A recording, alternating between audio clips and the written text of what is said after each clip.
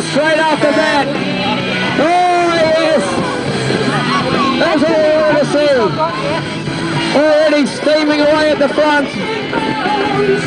We've got 3 riders off to a good healthy lead. Chased up at 5 in, 1 down. There we go, got to keep it up. Oh, quickly cutting around, there we go. There's Chaos on the inside. Oh, Pikes up, Pikes down. Excellent. That's what we want to see. Oh, there it goes. They're off to a great old start out there. Chaos in the lower ranks at the back.